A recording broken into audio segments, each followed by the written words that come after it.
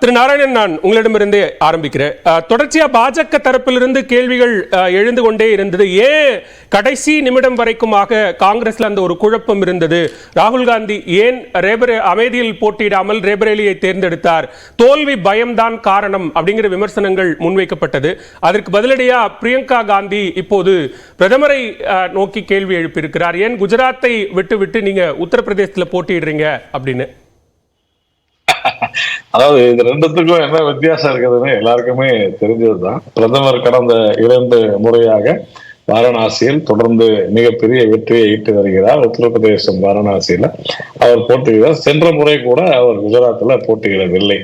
ஆனால் சென்ற முறை போட்டியிட்டு தோற்ற திரு ராகுல் காந்தி இந்த முறை அமேதியில் போட்டியிடுவதாக இருந்தது. கடைசி வரையிலும் கடைசி நாள் என்றுதான் வேட்பாளரை அறிவித்திருக்கிறார்கள். அவ்வளவு ஒரு பதட்டத்தோடு அந்த வேட்பாளர் பெயர் வெளியிடப்பட்டிருக்கிறது. அதற்கு கேள்வி கேட்ட உடனே நீங்க ஏன் குஜராத்ல போட்டு போலன்னு சொல்றது ஒரு என்னை பொறுத்தவரை ஒரு இம்மெச்சூர்ட்னஸ் அப்படின்றதுதான் நான் சொல்லுகிறேன். அதனால இது ரெண்டுத்துக்குமே வித்தியாசம் இருக்குது. சும்மா நாம ஒரு விஷயத்தை நாம சொன்னோம் என்பதற்காக அவர் மோடி அவர்கள் ஏன் இங்கு போட்டியிடவில்லை என்று சொல்லி இருப்பது என்பது தவறானது. ஏற்கனவே பிரியங்கா காந்தி சென்ற தேர்தலில் இதே ஸ்மிருதி இரானி அவர்கள் போட்டியிட்ட போது யார் அந்த ஸ்மிருதி இரானி என்று கேட்டார். இப்பொழுது நாம் கேட்கிறோம், யார் அந்த ஸ்மிருதி இரானி என்று கேட்டவர்கள் அங்கிருந்து ஓடி போய் ரேபரேலியில் தஞ்சம் புகுந்திருக்கிறார்கள் என்றுதான் நாம் சொல்லுகிறோம். தொடர்ச்சியா பாஜக தரப்பிலிருந்து எல்லாரும் அந்த கேள்வியை எழுப்பிக் கொண்டே இருப்பதனால், ஏன் அமேதி தொகுதியில் ராகுல் போட்டியிடல அப்படிங்கிற கேள்வியை தொடர்ந்து எழுப்பிக் கொண்டே இருப்பதனால் அதற்கு பதிலடியாக எதிர்வினையாக பிரியங்கா காந்தி கேள்வியை முன்வைக்கிறார். எடுத்த எடுப்புல பிரியங்கா காந்தி அந்த கேள்வியை கேட்கல. இவ்வளவு தொடர்ச்சியா கேள்விகள் வந்த பிறகாகத்தான் பிரியங்கா அந்த கேள்வியை எழுப்புறாங்க. கரெக்ட் பாலவேல். பிரச்சனை என்னன்னா, ராகுல் காந்தி சென்ற முறை அங்கு தோற்ற காரணத்தினால மீண்டும் தோற்று விடுவோம் என்கிற பயத்துல அவர் அங்கு நிற்க மறுத்திருக்கிறார் என்பதுதான். அதனாலதான் சொன்னது, ரெண்டுத்தையும் கம்பேர் பண்ணாதீங்கன்னு நான் சொன்னதுக்கு காரணமே அதுதான். அப்போ நீங்க பயந்துட்டு தான் சொல்லுங்க. ஆனால் திரு நரேந்திர மோடி அவர்கள் தோற்கவில்லையே, வெற்றி பெற்றிருக்கிறார். வெற்றி பெற்ற தொகுதியில ஏன் போட்டி போடலன்னு கேட்பது என்பது சிறுபிள்ளைத்தனமான ஒரு வாதமாகத்தான் நான் பார்க்கிறேன். அதனால ரெண்டுத்தையுமே நீங்க ஒப்பீடு செய்வது என்பது என்னை பொறுத்த வரைக்கும் தவறானது அப்படின்னு தான் நான் தவிர நீங்க இப்ப 2014 பிரதமர் 2 தொகுதியில போட்டிட்டாரு. 2019 அப்படி பரவலா பேசப்பட்டது. 2019 ராகுல் காந்தி வயநாட்டில் ஒரு பிரம்மாண்ட வெற்றியை பெற்றார். ஆனா இந்த முறை அவர் வயநாட்டிலே தோற்று போய் விடுவார் அப்படிங்கிற பிரச்சாரத்தை பாஜக மேற்கொண்டு வருகிறது. அந்த பிரச்சாரத்தை பாஜக மேற்கொள்ளதா? அதை விட மிக மோசமாக யாத்திரை மேற்கொள்றாங்க கம்யூனிஸ்ட். ஆனி ராஜா சொல்றாங்க, இவர் பிரதமர் இல்ல அது இல்லைங்க, நான் சொல்லணும்ல, நீங்க கேட்டதுக்காக நான் சொல்றேன். பிரதமர் பதவிக்கு மட்டுமல்ல, வயநாட்டினுடைய பாராளுமன்ற உறுப்பினராக தகுதியற்றவர் திரு ராகுல் காந்தின்னு கம்யூனிஸ்ட் கட்சி சொல்றதுன்றதை ஞாபகம் வச்சுங்க. நாங்க தொடர்ந்து சொல்றோம், ராகுல் காந்திக்கு அரசியலே ஆர்வம் இல்லை. ஆர்வம் இல்லாத ஒருவரை அரசியல கொண்டு வச்சிருக்கிறீங்கன்றத நாங்க சொல்லிட்டு இருக்கிறோம். வயநாட்டுல இல்ல, அவருக்கு எங்கேயுமே பாராளுமன்ற உறுப்பினர் தகுதி இல்லை. ஆனி ராஜா சொல்றாங்க இவருக்கு தகுதி இங்க தகுதியே இல்லைன்னு சொல்றாங்க. நீங்க காங்கிரஸ் மட்டும் விட்டுருங்க பாருங்க, கம்யூனிஸ்ட் பாருங்க. ராகுல் காந்திக்கு வயநாட்டுல உறுப்பினர் மக்களவை உறுப்பினர் தகுதி இல்லைன்னு சொல்றவங்க அன்னைக்கே சொல்றாங்க பிரஸ் மீட்ல, நான் அமேதிக்கு போய் ராகுல் காந்திக்காக அங்க பிரச்சாரம் பண்ணுவேன்றாங்க. ஆனி ராஜாவுடைய ஒரு கருத்தை திரு நாராயணன் வழிமொழிகிறாரு. ஆனா அதே ஆனி ராஜா நான் ராகுல் காந்திக்காக பரப்புரை மேற்கொள்வேன் அப்படின்னு கூட சொன்னாங்க. நீங்க ஏத்துப்பீங்களா?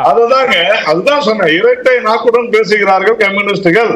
இந்த கட்சியானது, இந்த கட்சிகளானது காங்கிரஸ், கம்யூனிஸ்ட், திரிணாமுல். நேற்று காங்கிரஸ் கட்சியினுடைய ஒரு மாநில தலைவர் சொல்றாரு, என்ன தெரியுமா சொல்றாரு, மேற்கு வங்காளத்துல இதுக்கு கம்யூனிஸ்டுக்கு ஓட்டு போடாதீங்க, அதை விட நீங்க பிஜேபிக்கே ஓட்டு போடுவதுதான் மேலு. மேற்கு வங்காளத்துல தயவு செஞ்சு நீங்க திரிணாமுல் காங்கிரஸுக்கு ஓட்டு போடாதீங்க, நீங்க பிஜேபி ஓட்டு போடுங்க காங்கிரஸ் தலைவர் சொல்றாரு. அப்போ இவங்க எந்த அளவிற்கு ஆந்திராவில் கூட்டணியில இடம்பெற்றிருக்கீங்க. தெலுங்கு தேசம் கட்சியினுடைய தேர்தல் அறிக்கையில பிரதமர் நரேந்திர மோடியின் பெயர் இல்ல.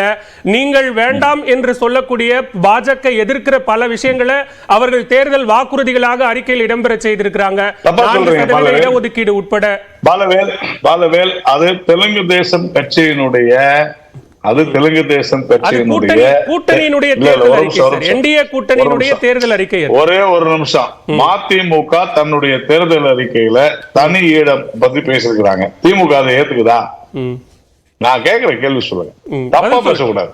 இல்ல சார், மதிமுக இல்ல சார், மதிமுக தனி ஈழம் பத்தி பேசுறாங்க, விடுதலை புலிகள் பத்தி பேசுறாங்க. காங்கிரஸ் ஏத்துக்குதா? விடுதலை புலிகள் பத்தி காங்கிரஸ் ஏத்துக்குதா? இப்ப அதே நோக்கி வருது. அப்ப அந்த 4% இடஒதுக்கீட்டை பாஜக ஏற்றுக்கொள்கிறதா? நான் சொல்றது புரிஞ்சுங்க சார். எங்களுடைய தேர்தல் பாஜகவினுடைய இல்ல பாலவேல், பாஜகவினுடைய தேர்தல் அறிக்கை என்பது அகில இந்திய அளவிற்கானது. தெலுங்கு தேசம் அவங்க அதை சொல்லிருக்காங்க. நீங்க சீட் அட்ஜஸ்ட்மெண்ட்ஸ் அப்படின்றது அப்படிதான். இப்ப நான் ஒன்னும் சொல்லல, மதிமுக அப்படி சொல்லிட்டாங்களே நான் விமர்சனம் பண்ணல. ஆனால் நீங்க இந்த கேள்வி கேட்டா நான் அந்த கேள்வி கேட்பேன். அதனால அந்த கேள்வி எழுப்புறதுக்கு உங்களுக்கு எல்லா உரிமையும் இருக்கு. ஆனா பதில் அப்படின்னு பதில் வேணும் இல்லையா? கட்சியினுடைய தேர்தல் அறிக்கை இது அப்படின்றத நான் உங்களுக்கு சொல்றேன். குறிப்பா தெலுங்கு தேசம் கட்சியினுடைய தேர்தல் அறிக்கையில பிரதமருடைய படம் இடம்பெற வேண்டிய அவசியம் இல்லை, நாங்களும் அவங்களை வற்புறுத்தலாம், அதனால எங்களுக்கு வருத்தமும் இல்லை. உங்களுக்கு என்ன பிரச்சனை இல்ல? கூட்டணியினுடைய தேர்தல் அறிக்கை சார், அங்க மேடையில பாஜகவினுடைய நிர்வாகி அந்த தேர்தல் அறிக்கையை வாங்க மறுத்துட்டாரு.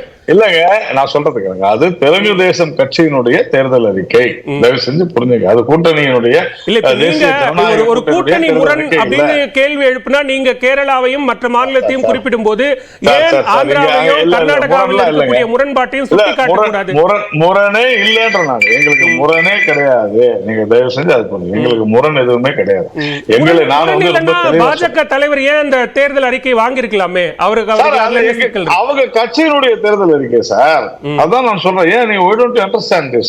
அவங்க கட்சியினுடைய தேர்தல் அறிக்கை, நீங்க அதை நான் ஏற்றுக்கொள்ள வேண்டும் என்கிற அவசியம் இல்லை. அதுதான் விஷயமே. நீங்க அப்புறமா ஏன் அதுதான் விஷயமே. இப்போ தற்காப்பு ஆட்டம் ஆடுகிறார்களா அப்படின்னு சொல்லி நீங்க கேக்குறீங்க. தற்காப்பு ஆட்டம் எல்லாம் பிஜேபிக்கு தெரியவே தெரியாது சார். அது எங்களுக்கு அவசியமே இல்லை. நாம அடித்து ஆடுவதுதான், எல்லா பாலையும் 6 தான் நம்ம. அதனால தற்காப்பு ஆட்டம்லாம் நமக்கு கிடையாது. இந்த முறை நாங்கள் சொன்னது போல 400 இடங்களை பாரதிய ஜனதா கட்சி தேசிய ஜனநாயக கூட்டணி பெறும் என்பதுல எந்த விதமான மாற்று கருத்துமே நமக்கு கிடையாது. சும்மா ஏதோ மீடியாவில அப்படி இல்லை இப்படி இல்லை 200 தான் வரும் 300 தான் வரும் சும்மா கதை சொல்லி இருக்காங்க தவிர 400 சீட்டுக்கு மேல தாராளமா நாங்க ஜெயிச்சு மீண்டும் எங்களுடைய நரேந்திர அதே ஊடகங்கள் வாயிலாகத்தானே 400 தொடங்கப்பட்டது. அதே முழக்கம் 400 தொடங்கப்பட்ட முழக்கம் தானே. சரி, அதுக்காக அப்ப எலெக்ஷனே வேணாம், மீடியா ட்ரையல வச்சிருவோம், மீடியாவே முடிவு பண்ணிட்டு. இல்ல நீங்க தான் சொன்னீங்க, நான் சொல்லல, நீங்க தான் சொன்னீங்க. சார் 400 சொன்னது நாங்க, அதான் சொன்னது நாங்க. அதனால இன்னும் அதுலதான் இருக்கிறோம் சார். மீடியா ஒண்ணு ஏத்தி சொல்ல இறக்கி சொல்ல அதை பத்தி.